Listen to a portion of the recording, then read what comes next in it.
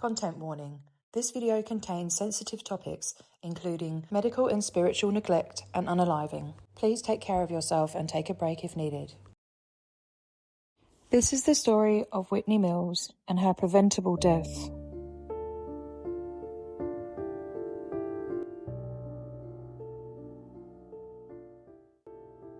On May the 12th, 2022, a high-ranking Scientologist named Whitney Mills attempted to take her own life. She had spent 15 years and hundreds of thousands of dollars climbing Scientology's spiritual ladder and reaching its pinnacle, OT8. But when she reached out for help during a mental health crisis, what she got instead was misdiagnosis, spiritual manipulation, and Scientology ideology packaged as care. Today, we're diving into the heartbreaking details of Whitney Mills' final months based on public court records, investigative reporting, and a wrongful death lawsuit filed by her family. This is more than a suicide, it's a systematic failure.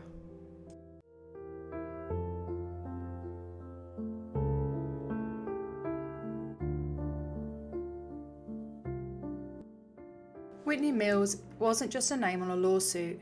She was a daughter, a friend, and someone searching for healing. Her early life was marked by tragedy. Her father, who suffered from bipolar disorder, died by suicide when Whitney was just 18 years old. That trauma shaped her deeply.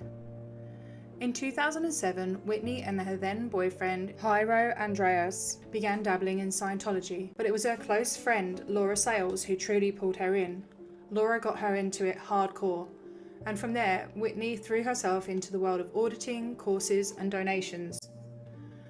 Over 15 years, she completed countless programs and rose to the highest spiritual status, operating Thetan Level 8. Despite their growing concerns, Whitney's family never intervened. They were terrified of being disconnected, cut off completely from Whitney, as Scientology doctrine allows and encourages when someone becomes a quote-unquote suppressive person. In May 22, Whitney completed one of Scientology's most extolled processes, the Superpower Rundown. This program teaches that she could achieve infinite power, including immunity to illness and disease. But in order to even participate, a doctor, likely Dr. Minkoff, or someone from LifeWorks, had to medically clear her.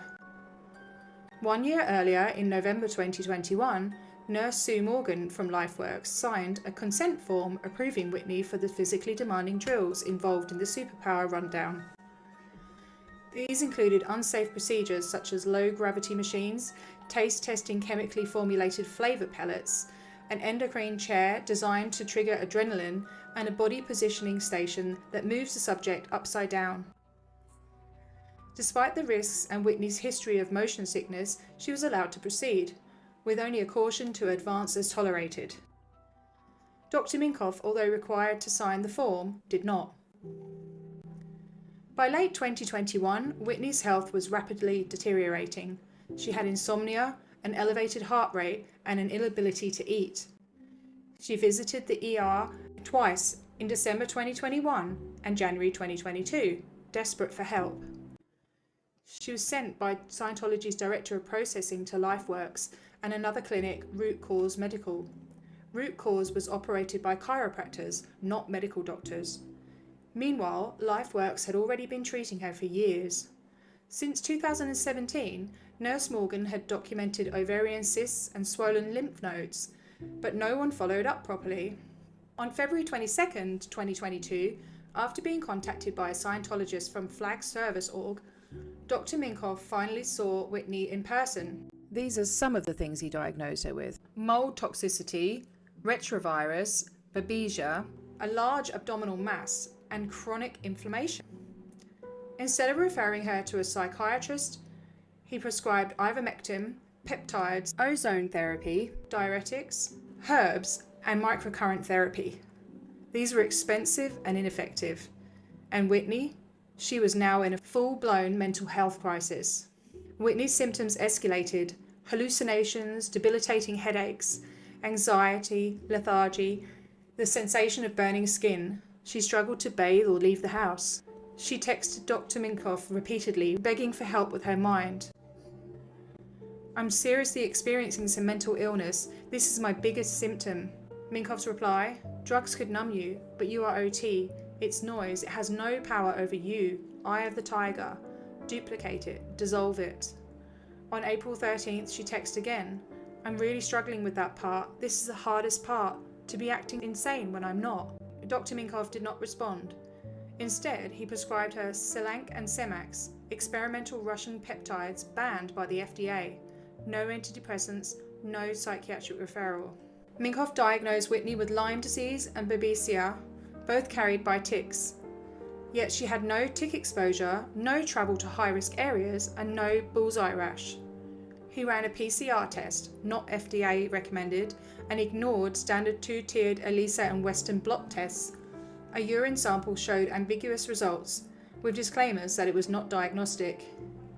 Meanwhile, Whitney was treated for illnesses she didn't have, and her real crisis, mental illness, was left untreated. Even worse, Dr. Minkoff told her that she had ovarian cancer based on an MRI and PET scan. No biopsy was performed. He told her the illness was physical, not mental, but the science didn't back him up. Whitney believed she was dying, but she wasn't. She was in a psychiatric emergency. She was devastated as she thought she had cancer and was too scared to go under anaesthetic to have it operated on. To assess the quality of care Whitney Mills received, her family enlisted several medical experts, including Dr. Richard Berg, a board-certified physician in internal medicine and infectious diseases. His conclusion was damning. It is my medical opinion that neurological Lyme disease and the benign ovarian cyst were red herrings in this case. The evidence shows that the ovarian cyst was non-cancerous and Whitney Mills more than likely did not have Lyme disease. Dr. Berg stated that Dr. Minkoff and LifeWorks failed to meet the prevailing professional standard of care. They did not conduct a differential diagnosis, did not refer Whitney to a psychiatrist, and relied on alternative testing and procedures not medically validated. The failure to identify that Whitney was in a mental health crisis directly contributed to her death. It was preventable. He further noted that the Lyme diagnosis lacked basic clinical evidence. The proper MRI with contrast and a spinal tap standard test for neurological Lyme were never performed. The one MRI that was done came back normal. And perhaps the most chilling, the text messages sent to Whitney by Dr. Minkoff, particularly when he tells her to control her anxiety and depression through Scientology, are completely inappropriate and fell below the standard of care for any physician. Whitney wasn't the first patient of Dr. Minkoff's to get caught up in his web of quackery. In 2007, the Seattle Times released an article about an investigation they'd made on a machine that was invented by a Greek scientist named Panos Pathos, called a PAP-IMI. The FDA had denied a request to sell and market it in the US. So Mr. Pathos decided to start an illegal company, importing it into the US, calling them seed germinators. In 2001, the PAP-IMI received approval to conduct a clinical study on pain. While in California, Pathos met a guy called Wallace who he treated for his back pain with the machine. They both said the treatment was a success and a partnership was born. Neither had a medical degree, but together they dreamed of building an international healthcare empire by selling the PAP-IMI. Wallace set up a treatment clinic in Los Angeles, Bioenergy Services. It also became the national sales and marketing hub. They pitched the machine at healthcare expos in Las Vegas, Orlando, and other cities, selling them for up to $55,000 to alternative health practitioners. They also sold machines to people with no medical background, as well as to those who were desperately ill. Before long, PAP-IMI operators, under the guise of study, offered treatments across the country at 37 locations. Among the operators were at least 10 licensed healthcare professionals who'd previously been disciplined, and I bet you can guess what the name of one of those was. Yep, Dr. Minkoff. So this machine was supposedly able to cure cancer and AIDS. I just want to share a couple of stories to portray the dangers of this machine. A young mother in Los Angeles was desperate. She had a 5-month-old baby who had a rare form of cancer and was recommended chemotherapy for him. She watched as her baby struggled in pain through the first few treatments, and then she learned of the alternative therapy clinic that promised a cure without pain using a machine twice a day at a Los Angeles clinic. The mother held her baby while the 260-pound machine pulsed powerful electromagnetic waves into the tumour bulging from the baby's neck. The treatments failed and the baby died. When people are very ill, they become desperate and they go to clinics like this looking for a magic cure. The employees lured people of all ages into the Los Angeles clinic, and they offered gift certificates, discount packages. They even gave out free IMI treatments on weekends to people at nursing homes and at a homeless shelter. Bob Green, a former massage therapist in Idaho, bought a PAP IMI in December 2001 as a way to make money while helping people. The moment he plugged it in, sparks flew and its plug melted.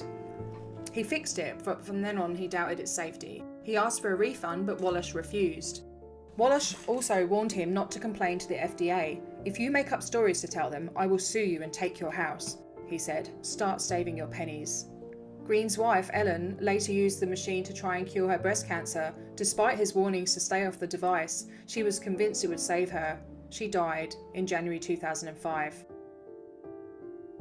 In April 2002, the review board found out that Walsh was improperly selling the machines to people outside the pain study. The board alerted the FDA of the violation. But weeks later, Biomed IRB discovered a more serious problem at a study site, LifeWorks Wellness Center in Clearwater, Florida. During a review of the clinic's records, the IRB learned about 2 patients whose deaths had not been promptly reported. A woman with cancer and a man with heart disease and chronic renal failure had died several days after receiving the PAP IMI treatments. The review board determined that LifeWorks president, physician David Minkoff, had failed to properly report the deaths. The delays, one of them 5 weeks, made it difficult to determine if the treatments had caused or contributed to the deaths. The review board, as required, alerted the FDA about the lapse. In a letter to the review board, Minkoff wrote that the treatments had nothing to do with their demises. During the study, Florida health officials suspended Minkoff's medical license. They determined that he'd prescribed medications inappropriately to a woman in 1995, according to the FDA and the Florida Board of Medicine. The suspension was due to the Lisa McPherson case. Minkoff had his license suspended for a year and was under probation for 2 years. So going back to Whitney's story, she was put under surveillance by Scientology. She was assigned 3 carers who stayed with her in her apartment: Nieves Lopez, Albertina Mejias, and Carissa Hart. As shown in these text messages to Nieves, it's clear that Whitney had had a conversation with Albertina about a drop in the body assist. Albertina is an OT8 auditor at FLAG. Why would she suggest this? And why did no one intervene? Neither her or the other 2 carers. There were also texts between Whitney and the chaplain's office speaking about getting an assist done, but it's unclear what type of assist. Scientology teaches that when a person dies, the thetan, the spirit, travels to a cosmic implant station where its memories are wiped before being reborn. But auditing can erase this programming. If a Scientologist is advanced enough, they can drop the body voluntarily, choosing to die and reincarnate with full control. These body-dropping assists are only ever given to those who are terminally ill. Whitney was not dying, she was suicidal. It is a possibility that the assist they were talking about was the end-of-life assist. This is an assist that is available to Scientologists and has been used by hundreds over the past few decades. It was created by Hubbard and apparently has 3 parts. The first part is to be able to exteriorize and interiorize, which means being able to go in and out of your body. Supposedly, according to Scientology, true exteriorization is to leave your body and become the size of the universe. So the idea of this is that when you pass peacefully in your sleep and you exteriorize from your body. It's supposed to assist you to pass away peacefully. The second stage of the assist is to handle rudiments, disharmony, ARC breaks. So any long-term animosities with others, anyone that you've had problems or upsets with during your life, so again, you can pass peacefully. ARC is affinity, reality, and communication. Scientologists believe that if one of these sides of the triangle is off balance, that could be what is causing upset in your life. Upsets, ARC breaks, and things like that are solved by auditing. The third part of the assist, basically Hubbard said that when you leave your body, you're discombobulated, you're all over the place, and you're not used to being out of your body. So his way to fix this is to grab a star or a nearby planet and run around it until you are focused. Even more disturbing is the reference in Scientology doctrine to something called R245. R245. First mentioned by L. Ron Hubbard in the 1950s, R245 was described as an extremely effective technique for exteriorizing a thetan from the body via a .45 caliber gunshot.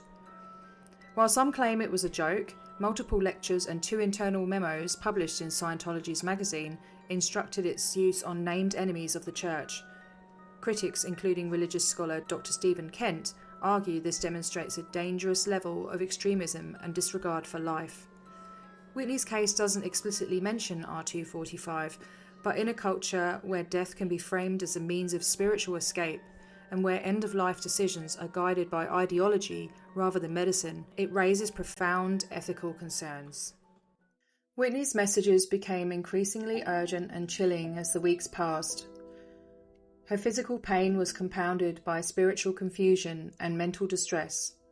A spiral intensified, not soothed by the church's teachings. On March the 12th, 2022, she emailed a Sea Org member.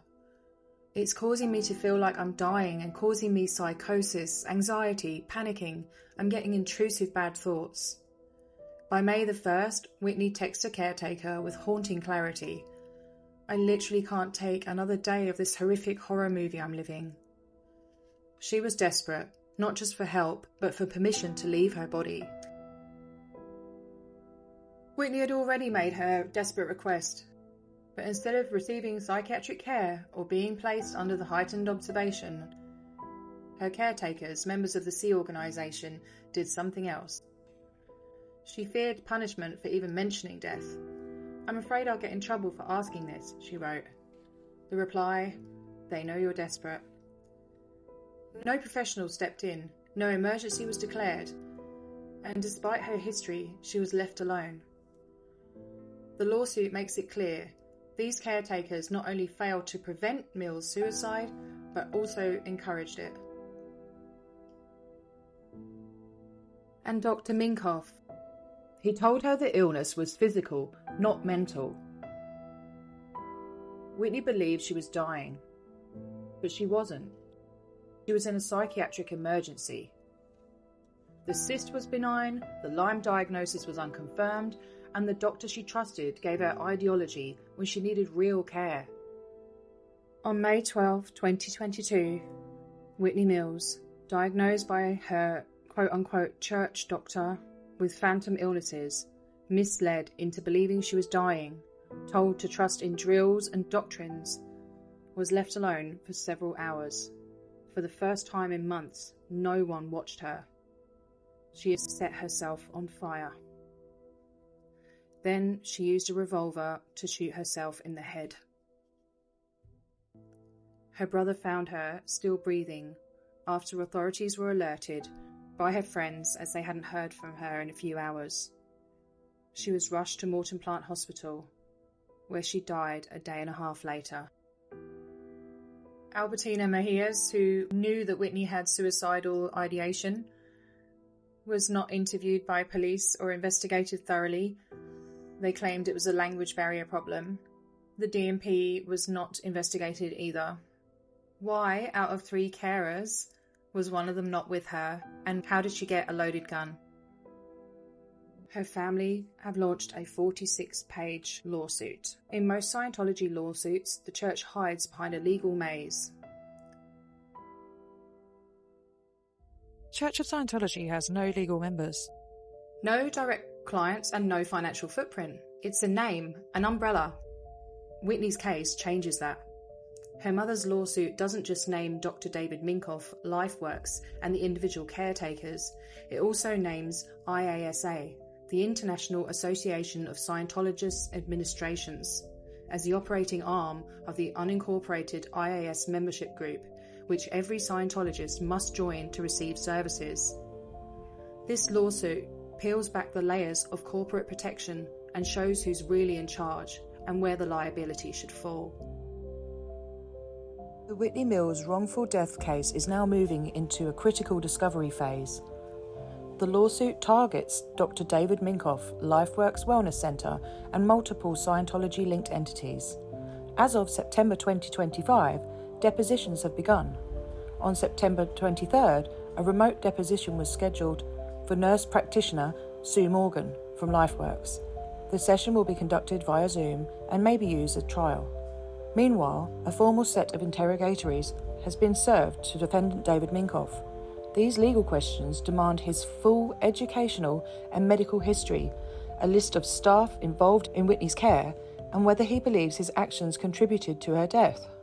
Minkoff must now answer, under oath, whether any omissions or misdiagnoses played a role. If his trial testimony later contradicts what he says now, the estate could use that to build a powerful case. As one legal observer put it, this strategy puts the estate in a strong position to force a settlement or prepare for trial. The truth was already a problem. Now it's official. The records are speaking. I truly hope that Dr. Minkoff is finally brought to justice, not just for Whitney Mills, but for the other lives his actions and inactions may have impacted. He's been involved in more than one Scientology-related case. And let's not forget this. This year marks 30 years since Lisa McPherson lost her life. 30 years since she died under the same system, a system built on denial, coercion, and cover-ups.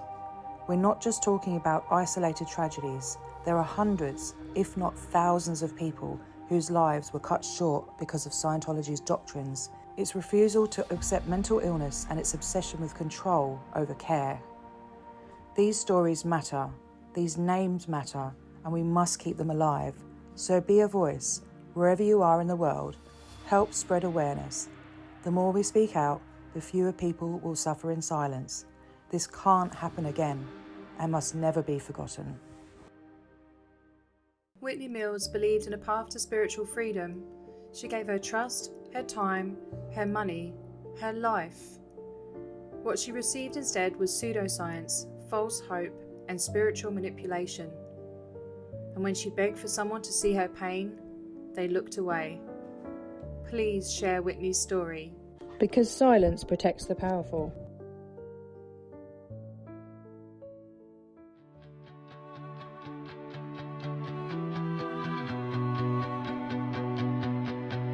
They tried to bury the truth, tried to silence the flame, but we're louder than ever and we're naming the name. You can hide behind walls, hide behind lies, but we've got the proof and we're opening eyes. We were broken, but not destroyed. They left a void, now we fill it with noise.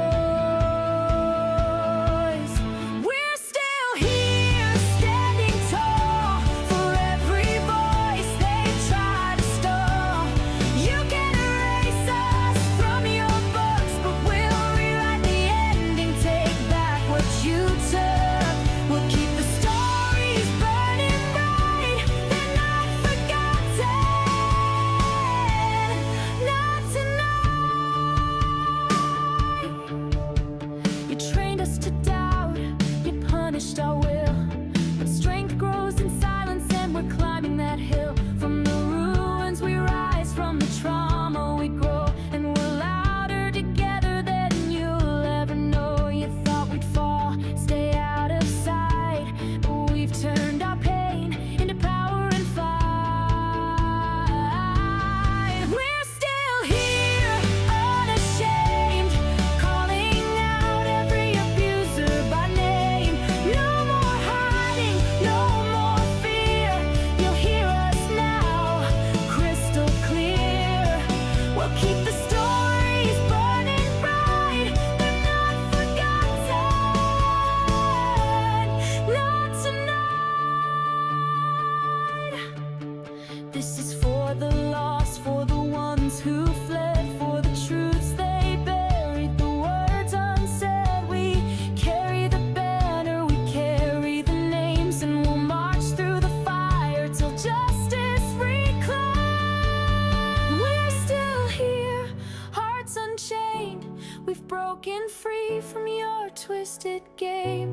took